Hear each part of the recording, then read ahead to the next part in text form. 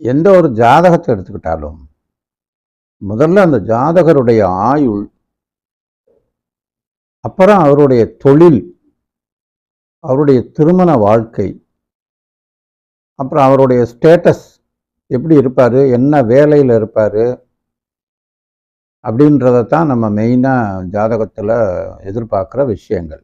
இதுக்கப்புறம் திருமண விஷயங்கள் முடிஞ்ச உடனே இந்த குழந்தை பிறப்பு, அதுக்கப்புறம் அவங்களோட வாழ்க்கை, கல்வி, இப்படி தான் ஒரு ஸ்டெப் பை ஸ்டெப்பாக தான் நம்ம போவோம் பொதுவாக ஜாதகத்தில்.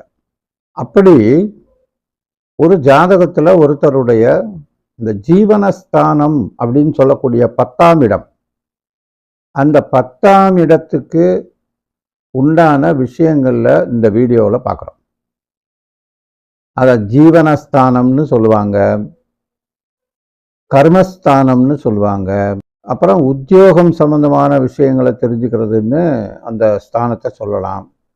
ஒரு ஜாதகத்தில் 10ஆம் அதிபதியும் லாபாதிபதியும் நல்ல அமைப்பில் இருந்தால் தான் வேலைக்கு போவார் அப்படின்றத நம்ம தெரிஞ்சுக்க முடியும்.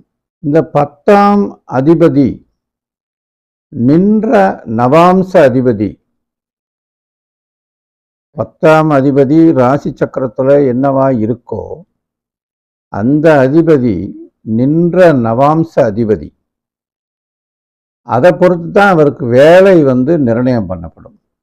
அதை பார்க்கும்போது ராசியிலிருந்தும் 10ஆம் அதிபதி எதுவோ அதையும் சேர்த்து தான் நம்ம இந்த லக்னத்துக்கு 10ஆம் அதிபதி, ராசிக்கு 10ஆம் அதிபதி நவாம்சத்தில் எப்படி இருக்குன்றதை பொறுத்து தான் அந்த வேலையோட விஷயத்தை நம்ம முடிவு பண்ணணும்.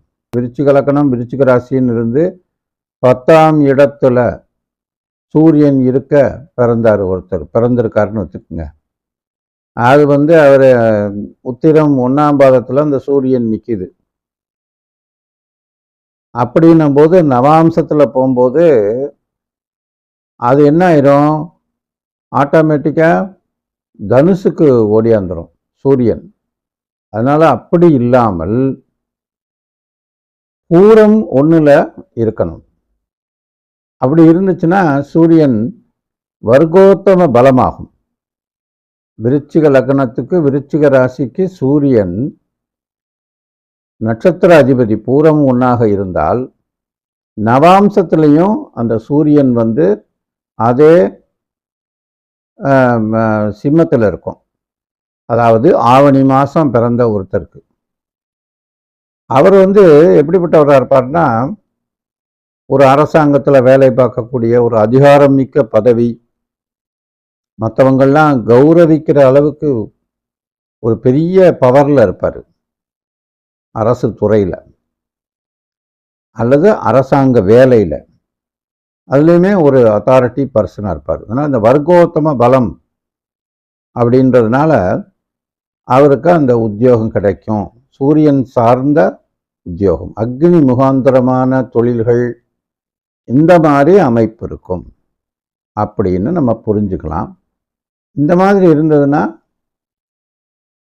சூரியன் சம்பந்தப்பட்ட தொழில் அவருக்கு அமையும். ஒருத்தருக்கு அரசாங்க உத்தியோகம்ன்றது கடைநிலை ஊழியராகவும் இருக்கலாம், மிக உயர்ந்த கௌரவப்பட்ட ஒரு ஊழியராகவும் இருக்கலாம். அந்த ராஜ யோகத்தை பொறுத்து, இந்த சூரியனுடைய பலத்தை பொறுத்து, அந்த அமைப்பை பொறுத்து, அந்த நட்சத்திர இன்ஃப்ளூயன்ஸை பொறுத்து, அதாவது நட்சத்திரத்தினுடைய சாரத்தை பொறுத்து, அந்த வர்க்கோத்தம பலத்தை பொறுத்து, அது ஆட்சியாக இருக்கின்ற பலமாக இருந்தால் அது உச்ச பலமாக எடுத்துக்கொள்ளப்படும். அந்த மாதிரி இருந்துச்சுன்னா 10ஆம் அதிபதியாக சூரியன் அமைப்பில் கிடைத்தால் ராசியிலும் நவாம்சத்திலும் அதை பொறுத்து தான் அவருக்கு பதவி கிடைக்கும். இது சூரியனால் ஏற்படக்கூடிய விஷயம். நவாம்சத்தில் இந்த லக்னமும் அதே விருச்சிகமாக அப்படின்னா எப்படி வரணும், அனுஷம் 4ஆம் பாதமாக லக்னம் வரும், பூரம் 1ஆம் பாதமாக சூரியன் வரும்.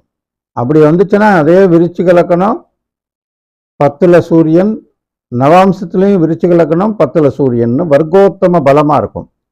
இப்படி வர்க்கோத்தம பலமாக இருந்துச்சுன்னா அவர் நல்ல உயர்ந்த பதவியில் இருப்பார். அந்த ஜாதகர் உயர்ந்த பதவியில் இருப்பார். அரசு துறையில் கை நிறைய சம்பாதிக்கக்கூடிய ஒரு அமைப்பு இருக்கும். அப்படி இல்லாமல் அதே சூரியன் வேறளவில் அந்த 10ஆம் இடத்துல வேற ஒரு நட்சத்திர இன்ஃப்ளூயன்ஸில் இருந்துச்சுன்னா, ஒருவேளை நவாம்சத்தில் விருச்சிக லக்னமாக கிடைக்காம ஒருவேளை அது தனுசு லக்னமாக மாறி நவாம்சத்தில் ஆனாலும் 10ஆம் இடம்ன்ற கணக்கில் அங்கே புதன் வீட்டில் போய் அந்த 10 இருந்துச்சுன்னா, அப்போ ஆட்டோமேட்டிக்காக அவருக்கு பதவி ஏதோ ஒரு குறைஞ்ச பதவியில் தான் அரசு உத்தியோகத்தில் இருப்பார். அரசு உத்தியோகத்தில் இருப்பார், ஆனாலும் ஒரு குறைந்த ஒரு பதவியில் தான் இருப்பார். சும்மா என்னத்தையோ பேருக்கு ஒரு வேலையில் இருப்பார். அதிகாரம் மிக்க பதவியாக இருக்காது. அதிகாரம் மிக்க பவரில் இருக்க மாட்டார்.